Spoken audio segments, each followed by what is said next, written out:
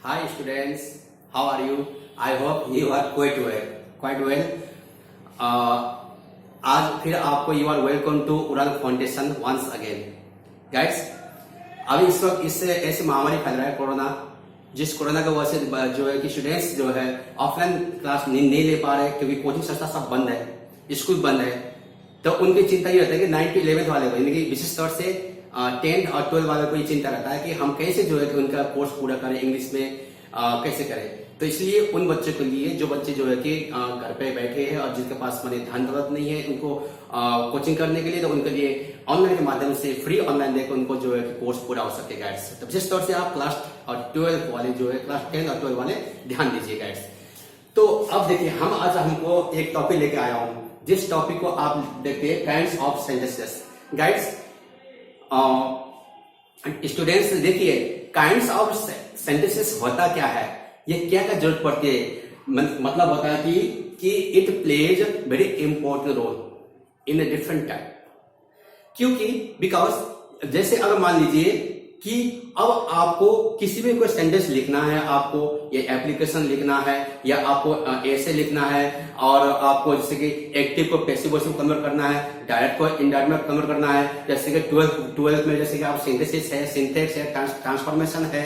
तो ये सारे जो है जितने भी जो है, जैसे आप मान लीजिए क्लास 10 में रीअरेंज द वर्ड्स है, तो उसको जो है कि हमें सही क्रम में रखना और सेंटेंस को हमें चेंज करना, एफर्मेटिव को नेगेटिव में, नेगेटिव को इंटरोगेटिव में चेंज करना।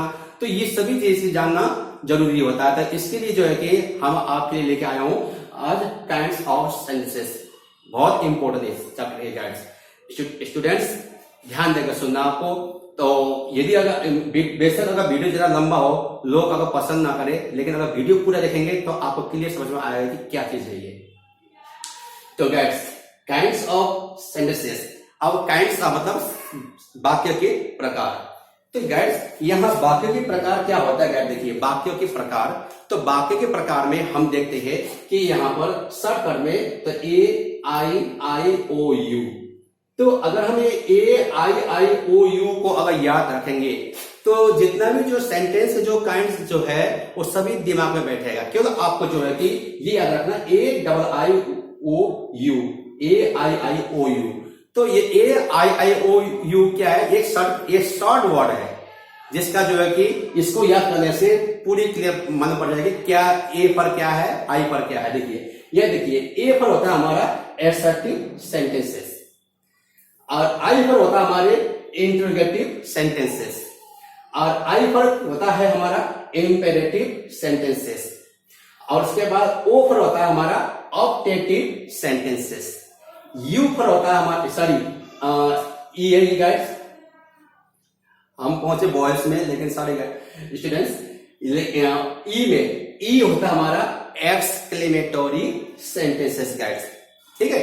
तो अब ये 5 प्रकार के जो काइंड्स है, ये जो है सभी जितने भी जो अपने अपनी भूमिका निभाते हैं। जिस प्रकार से अगर एग्जांपल आपको दूं तो जिस तरह हमारे बॉडी में वी हैव 5 ऑर्गन्स, हमारे बॉडी शरीर में 5 इंद्रियां है, right. Other it has also 5 organs, यानी कि इसके पास भी जो है कि 5 ऑर्गन्स है। जिस प्रकार से हमारे बॉडी में जो है कि जो अलग अलग जो ऑर्गन्स है अलग अलग अपनी भूमिका निभाते हैं, है ना। It plays very important role in its place. इस प्रकार जो है कि ये सेंटेंस भी अपने अपनी जगह पर जो है भूमिका निभाता है, लेकिन सबका अलग अलग अंतर है गाइस। तो क्या है अंतर, इसी के बारे में जानना बहुत जरूरी है। तो इसलिए ध्यान देकर सुनिए। यदि अगर आपके पास समय ना हो तो आप अपने अपनी जो नोटबुक निकाल कर आप उसको उतार सकते हैं, उसको नोट भी कर सकती है, ताकि आपको हमेशा ध्यान बने रहे आपको। देखिए स्टूडेंट्स, अब सबसे पहले हम लेंगे एसर्टिव सेंटेंसेस। अब एसर्टिव सेंटेंस हम लेंगे तो एसर्टिव जो हमारे जो एसर्टिव जो सेंटेंस है हमारे, देखिए यहां पर, तो इसको पहले हम जो है कि मिटा दीजिए। ये तो आपको समझ में आ गए होंगे। तो स्टूडेंट्स सबसे पहले हम लेते हैं एसर्टिव सेंटेंसेस। तो एसर्टिव ये जो होता है सेंटेंसेस है क्या, क्योंकि इसको भी जो है कि हमें जो है कि कोई भी अगर मान स्टेटमेंट जो है, जो घटना घटता है उसको स्वीकारना न स्वीकार करना, जो स्टेटमेंट जो बताता है, जो अपने व्याख्या करता है, जो अपनी कहानी बताता है, जो अपनी जो है कि घटना बताता है, वो क्या है? Assertive sentences. लेकिन ध्यान रखना, एसर्टिव सेंटेंस तो हमने कहा, लेकिन इसको भी हमने जो है कि 2 टाइप में हमने बांट दिया है स्टूडेंट्स। इसको भी 2 प्रकार में बांटे। पहले क्या हमारा एफर्मेटिव सेंटेंस। तो एफर्मेटिव को हम बिल्कुल आएंगे किसमें? उसकी जो सिनोनिम वर्ड्स है पॉजिटिव, जैसे हम कहते हैं पॉजिटिव। अब दूसरा हमारा है नेगेटिव। दूसरा हमारा नेगेटिव। दैट्स आप देखे होंगे, कोई भी केवल आप देखिए, जो भी आप जो घर में वायरिंग जो होता है, जो बिजली का जो भी वायरिंग होता है बिजली के लिए, इलेक्ट्रॉनिक का, तो उसमें भी आपका जो है कि ब्लैक और व्हाइट, ब्लैक और जो है कि रेड दिखाई देंगे आपको। क्यों? ब्लैक हमारे जो है कि हमारा क्या है? ब्लैक हमारा जो है कि नेगेटिव और रेड हमारा जो है पॉजिटिव। तो इस प्रकार से जो है कि हम अगर कोई भी हमारे ऊपर भी, हमारे मानव समाज में भी जो है कि पक्ष विपक्ष होते हैं। ये पक्ष मतलब पॉजिटिव और विपक्ष में नेगेटिव होता है। कोई अगर मान लीजिए तो कोई ना कोई जो है कि नेगेटिव होता ही है इंसान। कोई इंसान अच्छा काम कर रहा होता है, वहां में कोई जो है कि नेगेटिव व्यक्ति होता ही है उसके विरोध में। तो तो स्टूडेंट्स सुनिए, इसी प्रकार से जो एफर्मेटिव जो सेंटेंस जो है, जो एसर्टिव जो सेंटेंस है, उसको भी हमने 2 भाग में बांट दिया, पॉजिटिव और नेगेटिव। तो पॉजिटिव क्या है?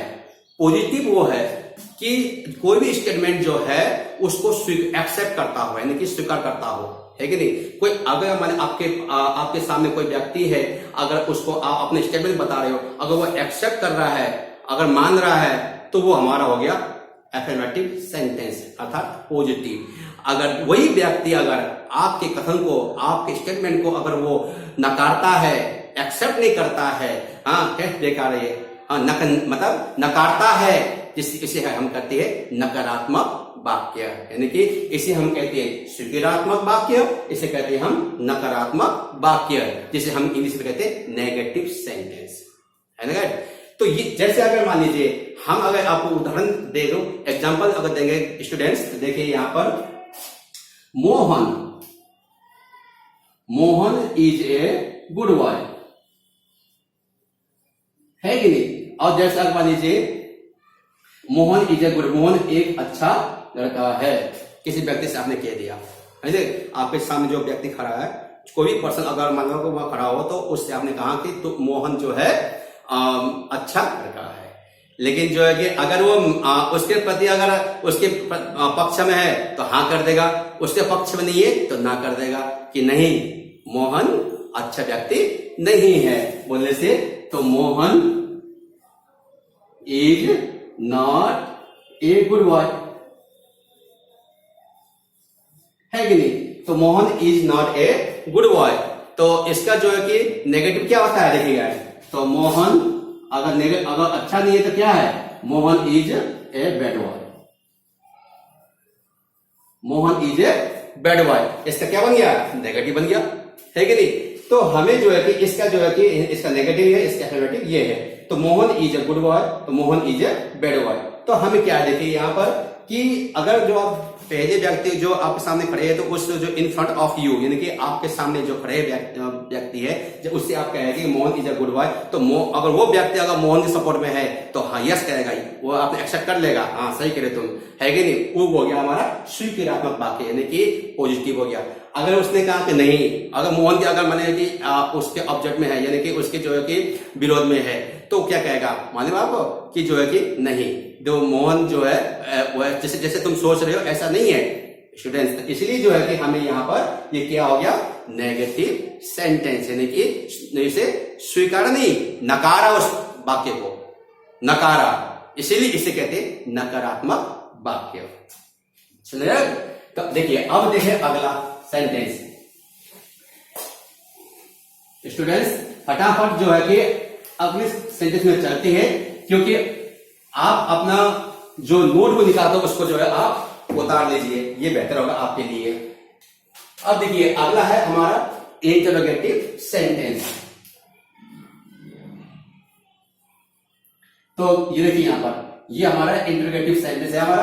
तो इंटरोगेटिव सेंटेंस मतलब क्या है कि जो भी क्वेश्चन आप एक दूसरे के सामने रखते हो या कोई क्वेश्चन आप पुट अप करते हो कोई क्वेश्चन, यानी कोई प्रश्न आप किसी के सामने रखते हो या किसी से कोई प्रश्न पूछते हो, है कि नहीं, और जो पूछे गए जो प्रश्न है और जो वाक्य है उससे कहते हैं इंटरोगेटिव सेंटेंस।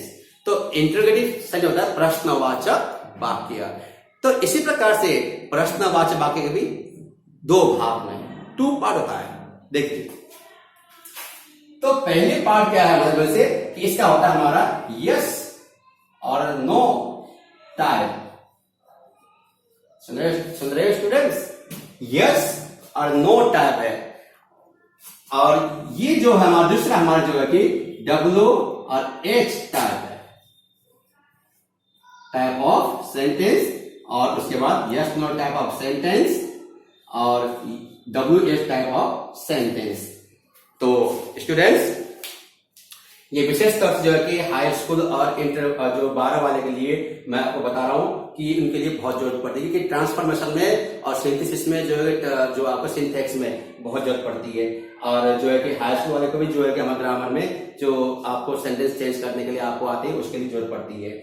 कि देखिए, यस नो टाइप ऑफ क्या होता है, WH टाइप ऑफ क्या होता है। जब पहले नंबर आते हैं हम क्या, yes no type of. Yes no type of क्या देखेंगे यहाँ पर, यस नो टाइप ऑफ मतलब क्या, इसका क्या पहचान है, what is the identification of yes no type of कोई सेंटेंस। यानी कि अब इसकी जो है कि देखिए क्या पहचान आपको बता रहा हूं मैं। ये हिंदी वाक्यों में, यानी कि इन हिंदी सेंटेंस मतलब हिंदी वाक्यों में, है कि नहीं।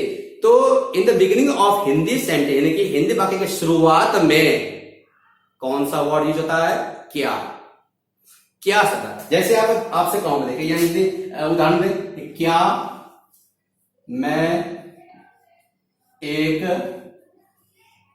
अध्यापक हूं, है कि नहीं।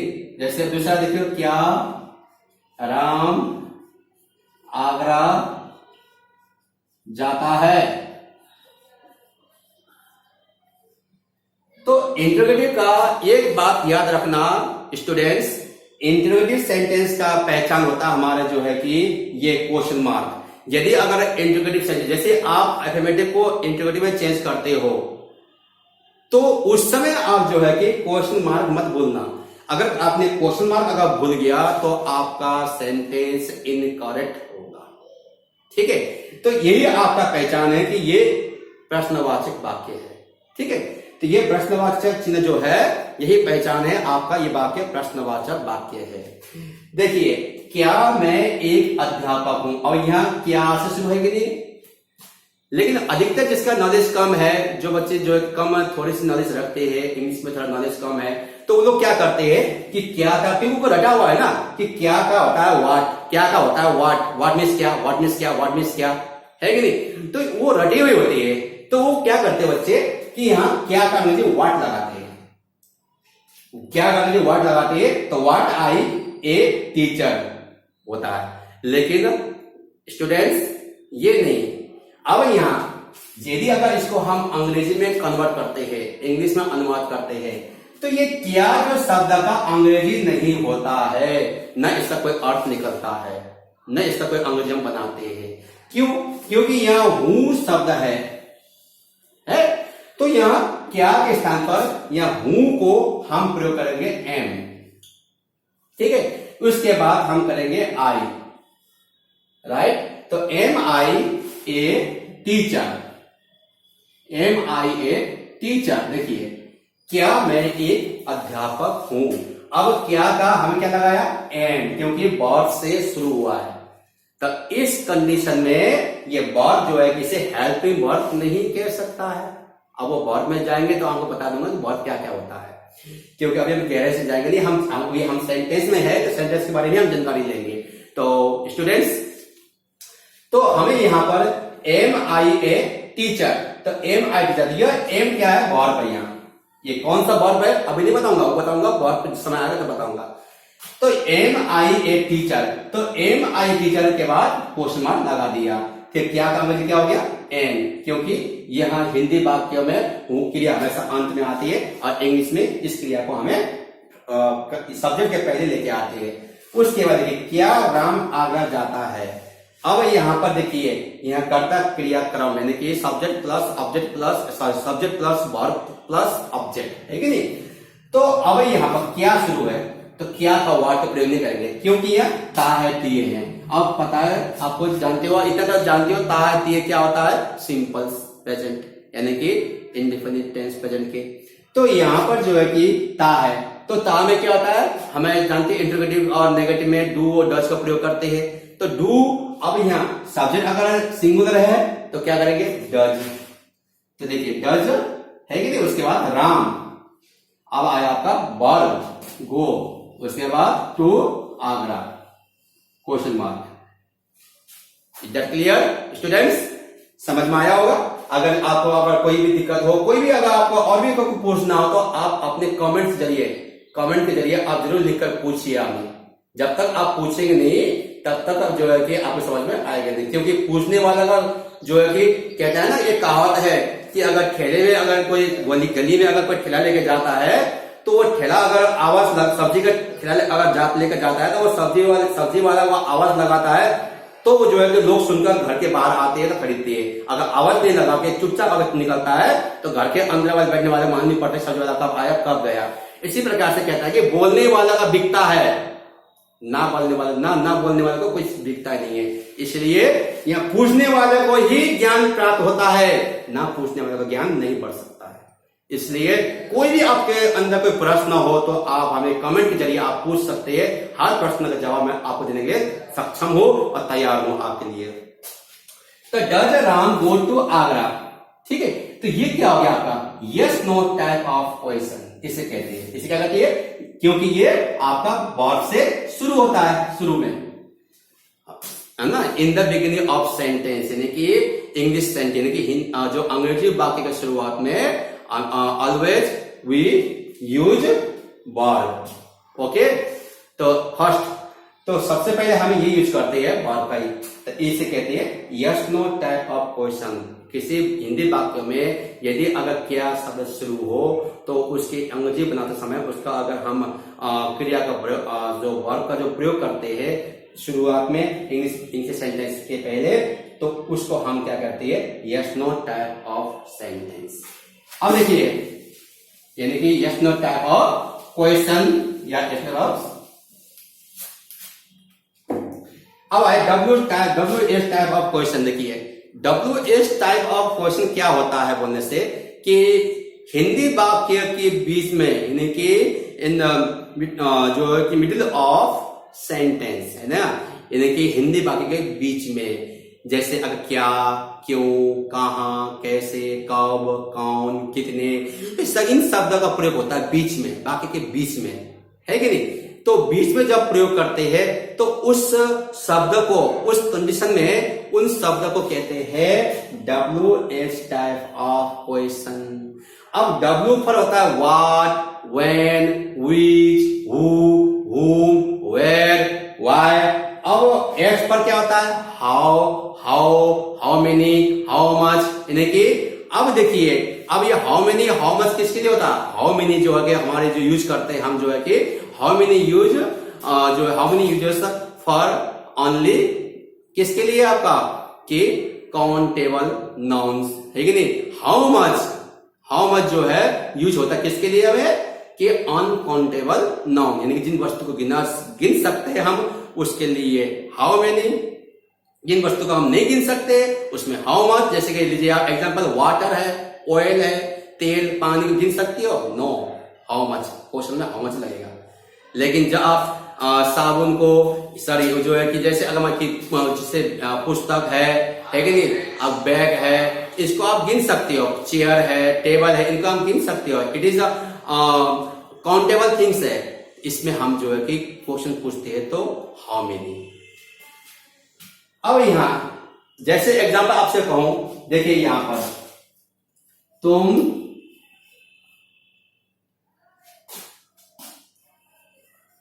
क्यों रोते हो तुम क्यों रोते हो। अब यहां क्यों बीच में आया कि नहीं आया, आया ना। अब जैसे कि मैं क्या खाता हूं, अब ये क्या बीच में आया कि नहीं आया, आया ना। अब ये है तुम क्यों रोते हो। अब ये क्यों शब्द, ये क्या शब्द क्या है, ये है प्रश्न सूचक शब्द, जिसे हम कहते हैं क्वेश्चन वर्ड। ठीक है, क्वेश्चन वर्ड यानी कि जिसे हम कहते हैं क्वेश्चन वर्ड मतलब प्रश्न सूचक शब्द। तो यहाँ जो है कि यहाँ जो आपका ये से जो वाक्य के बीच में है कि नहीं है, ये भी हिंदी वाक्य के बीच, हिंदी वाक्य के बीच में है कि नहीं है। तो सबसे पहले हम कैसे वाक्य कैसे बनता है, देखिए डबल स्टार का, सबसे पहले हम इसका यूज करेंगे इन शब्द का। जब भी हम अंग्रेजी में हम बनाते हैं, ट्रांसलेट करते हैं, अनुवाद करते हैं, तो हम इन शब्दों को पहले हम यूज करेंगे। क्यों का, वाई। तो वाई का प्रयोग करने के बाद अब देखते हैं अंत में क्रिया। क्रिया किस टाइप में है, ये देखिए ते है, ते मतलब सिंपल प्रेजेंट में है, अर्थात डू डज का प्रयोग हुआ है। तो डू डज, क्योंकि आप इंटरोगेटिव नेगेटिव डू डज का प्रयोग होता ही है। तो यहां ते हो अर्थात अब यहां तुम क्या है, तुम जो सिंगुलर की प्लुरल है, हमारी है तुम जो है ये प्लुरल ही माना जाता है, क्योंकि यू एक सेकंड पर्सन है, इसलिए यहां पर डू का प्रयोग करेंगे। तो why do you, why do you. अब रोने क्या होता है, weep, WEEP, why do you weep, तुम क्यों रोते हो। अब देखिए दूसरा है मैं क्या खाता हूं, मैं क्या खाता हूं। अब क्या खाता हूं, और ये क्या जो है कि अब लगेगा आपका वाट, क्योंकि इससे पहले क्या था, इससे पहले सिखाया था ना आपको इस टाइप में जो क्या शब्द आया था यहाँ पर, उसमें वाट लगेगा नहीं, मैं बता चुका हूं आपको मैं। अब आएगा आपको इसमें क्या रहेगा, इस अंग्रेजी होगा वाट, अब लगेगा वाट। तो वाट, उसके बाद ताहू, ये भी ताहूते में है ना, इसलिए यहाँ पर जो है कि मैं हमेशा फर्स्ट पर्सन है, तो इसलिए जो है कि हमें यहाँ पर डू का प्रयोग करेंगे। तो what do I eat, what do I eat. अब ये जो है तुम्हारा जो है कि ये क्वेश्चन वर्ड है, ये तुम्हारा जो है कि क्वेश्चन वर्ड है, ये भी क्वेश्चन वर्ड है, तो इसीलिए इसे कहते हैं WH टाइप ऑफ क्वेश्चन। समझ गए ना स्टूडेंट्स।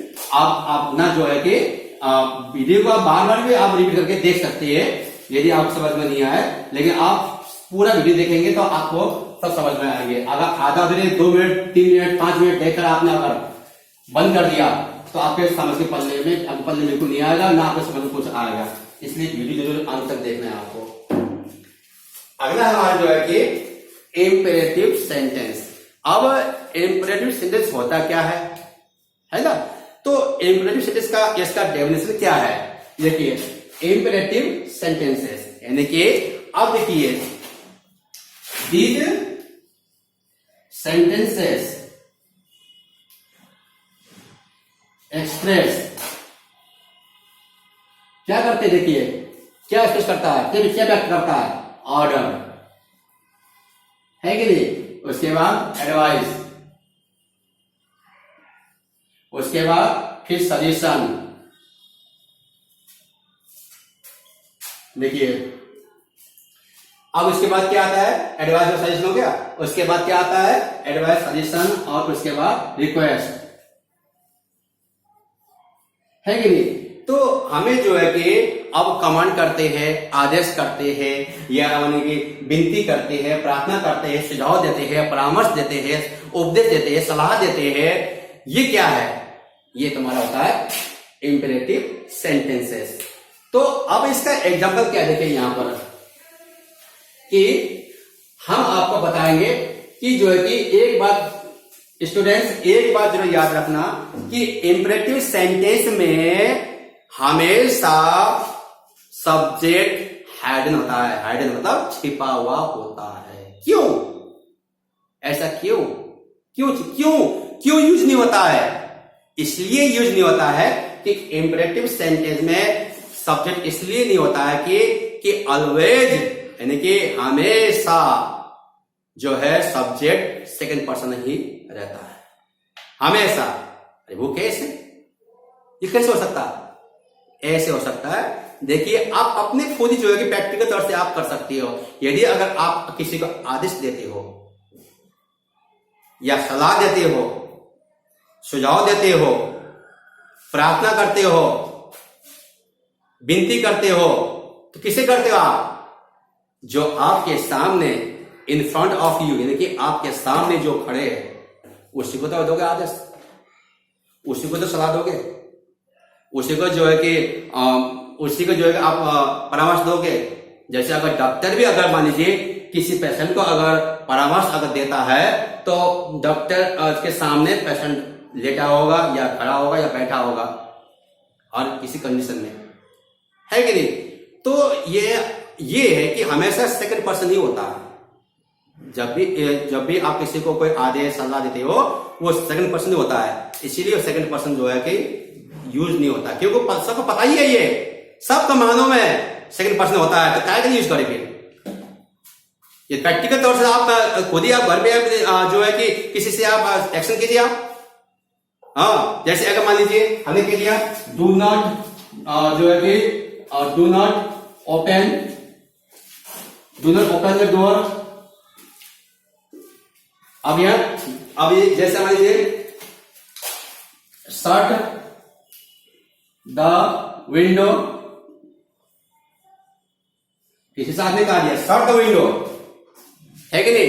यानी खिड़की जो बंद करो, तो आप किससे कह रहे हो? आप पीछे वाले व्यक्ति क्या कह रहे हो? जो आपके सामने है, जो आपके आंखों के सामने जो दिखाई दे रहा है, उस व्यक्ति से तो कह रहे हो।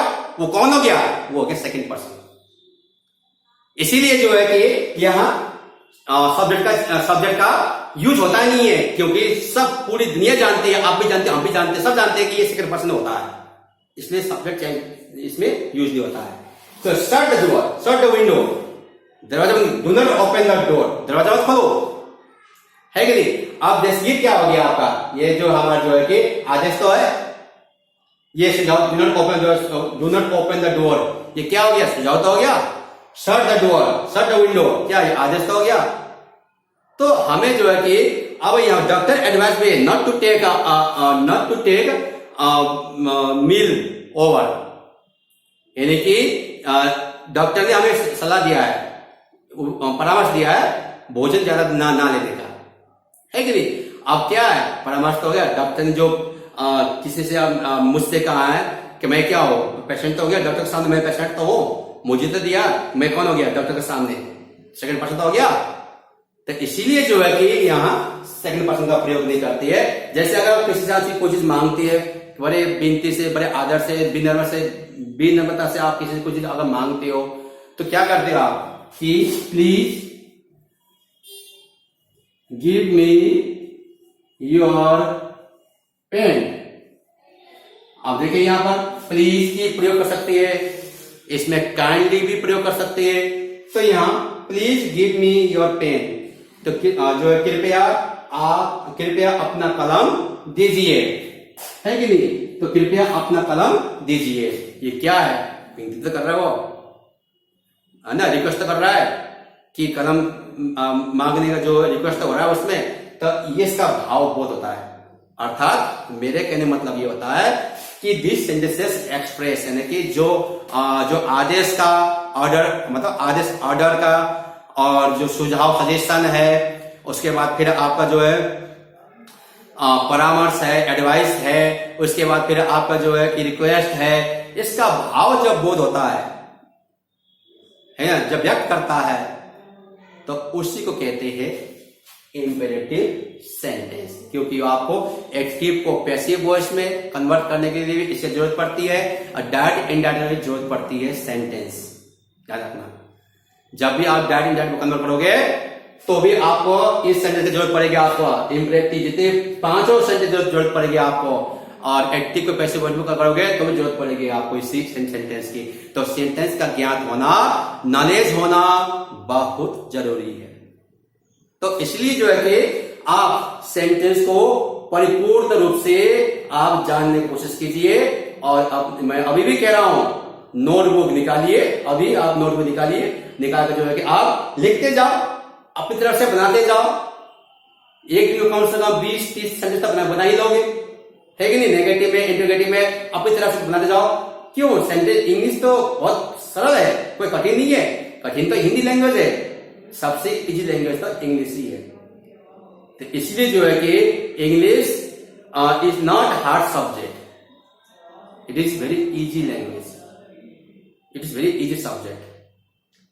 सो इस इंग्लिश का हवा मत समझिए आप, क्योंकि आजकल बच्चे ना इंग्लिश को जो है कि भय के मारे जो है कि इंग्लिश का कोचिंग लगाना जो है कि कोचिंग लगा नहीं सकता है, जाने उसे डर लगता है, क्योंकि मैंने मुझे कुछ आता नहीं है, फिर मेरा इंसल्ट होगा, उसे भय लगता है।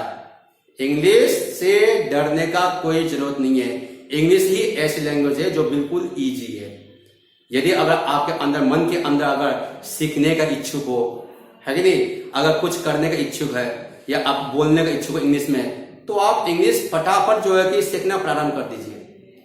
इसमें कोई देर मत कीजिए कि यही समय है सीखने का इंग्लिश, है कि नहीं। तो इससे पहले हमें देखिए यहाँ पर, अब ये था हमारा रिक्वेस्ट, अब जो परामर्श बोल दिया मैंने आपको, है कि नहीं, और जो है कि आदेश वाले और सुझाव वाले जो भी आपका भाव बोध करता है उसे कहते हैं इंपेरेटिव सेंटेंस।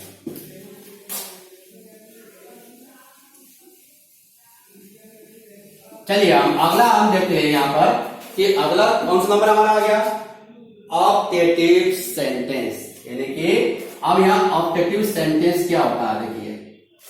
तो यहाँ ऑप्टेटिव सेंटेंस होता क्या बोलने से कि ऑप्टेटिव सेंटेंस में क्या देखते हैं, ऑप्टेटिव सेंटेंस में दिस सेंटेंसेस एक्सप्रेस क्या, हैप्पी, सैड, सरप्राइज, यानी कि खुशी, सुख, दुख, हर्ष, अचंभ, है कि नहीं, जो भाव का बोध करता है, ये इस जो है कि भाव का, इस शब्द का जो भाव का जो बोध होता है उसे कहते हैं, सॉरी एक्सक्यूज मी, हम आपको जो है कि ये इसका बता रहा हूं, अभी हम इसमें है, ऑप्टेटिव में है। ऑप्टेटिव सेंटेंस मतलब होता है दिस सेंटेंसेस एक्सप्रेस रिक्वेस्ट, यानी कि विश, इच्छा जाहिर करना, है कि नहीं, इच्छा जाहिर करना, और प्रे करना यानी कि प्रार्थना करना, एक दूसरे के लिए इच्छा जाहिर करना, एक दूसरे के लिए प्रार्थना जाहिर करना, है कि नहीं। तो ऐसे भाव बोध करता हो तो उसे कहते हैं ऑप्टेटिव सेंटेंस। अब जैसे अगर मान लीजिए कि जय आश्चर्य का जो बोले, ये तो नहीं, ये तो मैंने आपका इसका बता रहा था, इसलिए सॉरी स्टूडेंट्स हम इसमें पहुंच गए थे, लेकिन हम इसमें ऑप्टेटिव सेंटेंस में है। तो हम ऑप्टेटिव सेंटेंस को फिर आपको बता रहा हूं कि क्या होता है बोलने से कि दिस सेंटेंसेस, यानी कि ये जो वाक्य जो है कैसे, यानी कि किसी पर इच्छा जाहिर, दूसरे और इच्छा जाहिर करना, दूसरे पर इच्छा जाहिर करना, इच्छा जाहिर करने का, और उसके बाद फिर आपका दूसरे के लिए जो प्रार्थना किया जाता है, वो प्रार्थना जो है करने का जो जाहिर करना, उसे कहते हैं ऑप्टेटिव सेंटेंस। क्या होता है देखिए एग्जांपल, जैसे अगर मान लीजिए कि may God bless you, may God bless you, ठीक है, क्योंकि शुरुआत मे से शुरुआत, देखिए मे का तो इसका कोई अर्थ निकलता नहीं है, एक सम्मान एक के लिए हम ये मे का प्रयोग किया गया है कि प्रार्थना के लिए। तो स्टूडेंट्स यहां जो है आपका ऑप्टेटिव सेंटेंस का पहचान क्या बोलने से, आई मार्क, है कि नहीं। तो आई मार्क, तो आई मतलब आप शायद पार्ट्स आप इसे जानते हो, आप इंटरजेक्शन मार्क कहते हैं आई पर। तो यहां आई मार्क जिसे हम कहते हैं, ये जो चिन्ह हमें मार्क लगाना पड़ेगा, और ये मार्क अगर नहीं लगाएंगे तो आपका ऑप्टेटिव सेंटेंस नहीं बनेगा, वो इनकरेक्ट हो जाएगा, है ना। यानी भगवान आपको आशीर्वाद दे, है कि नहीं। तो यहां इस प्रकार जो भी प्रार्थना जो आते आपके, है कि नहीं, तो इस प्रकार जो प्रार्थना करते हैं, जो है कि इच्छा जाहिर करते हैं, तो ऐसे वाक्य को हम कहते हैं ऑप्टेटिव सेंटेंस। अब आते हैं हम किसमें, एक्सक्लेमेटरी सेंटेंस। तो यहां एक्सक्लेमेटरी सेंटेंस क्या होता है, देखिए यहां पर कि यहां एक्सक्लेमेटरी सेंटेंस, एक्सक्लेमेटरी सेंटेंस होता क्या है, पहले बता दिया था मैंने गलती से, जहां ऑब्जेक्टिव को मैं जो है कि अब बताना चाहिए था in place of objective sentence, मैंने आपसे क्या क्या क्या बताया, किसका बताया, डेफिनेशन एस्टिमेटेड का बताया था मैंने आपको, definition in place of objective sentence, यानी कि इसकी जगह पर हमने इसका बता दिया डेफिनेशन, पहले बता दिया था मैंने आपको, फिर दोबारा बताऊंगा जब नंबर आएगा बता दूंगा। एक्सक्लेमेटरी सेंटेंसेस क्या होता है, दिस सेंटेंसेस एक्सप्रेस, यानी कि आपको पहले कहा था क्या क्या व्यक्त करता है, हर्ष, दुख, सुख, है कि नहीं, उसके बाद अचंभ, जो भी आपको सरप्राइज होता है, सरप्राइज लगता है, आप किसी बात को सरप्राइज लगता है, किसी घटना को सरप्राइज लगता है, किसी दृश्य को सरप्राइज लगता है आपको देखकर, है कि नहीं, किसी वस्तु को देखकर आपको अचंभ लगता है, लेकिन सरप्राइज लगता है, किसी चीज को आप घृणा करते हो, किसी काम पर आप घृणा करते हो, किसी वस्तु पर घृणा करते हो आप, किसी को आप किसी इंसान के पास दुख होता है, किसी इंसान में जो है कि बहुत जो है कि उसमें खुशियां होती है कि नहीं, जो खुशियां का जाहिर करती है, तो ऐसे जो भाव जहां बोध होता है तो वहां हमें जो है कि कहलाता है एक्सक्लेमेटरी सेंटेंस। इसका क्या पहचान है, ई मार्क। तो ई मार्क देखिए यहां पर ई मार्क क्या होता है, ई मार्क को हम कहते हैं एक्सक्लेमेशन मार्क, यानी कि एक्सक्लेमेशन मार्क का मतलब क्या होता है, एक्सक्लेमेशन मार्क का मतलब होता है विस्मय बोधक चिन्ह, जिसे हम हिंदी में कहते हैं। अब देखिए एग्जाम्पल आपसे मैं कहूं कि देखिए यहां पर कि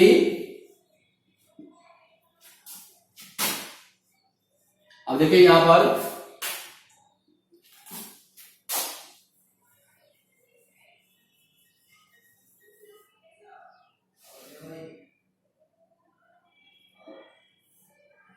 वी हैव बीन आलास, यानी कि अब यहां पर दुख जाहिर कर रहा है, हम बर्बाद हो गए। अब देखिए अगला क्या है, देखिए यहां पर दूसरा देखो, अब यहां पर अगला एग्जाम्पल देखिए यहां पर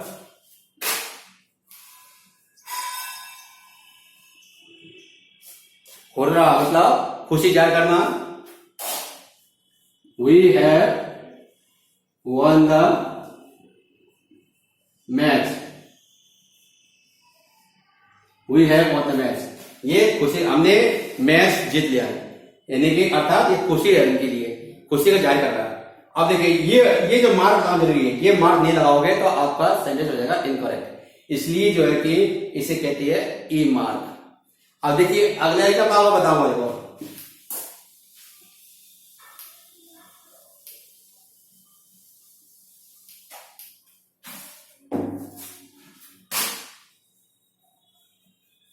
व्हाट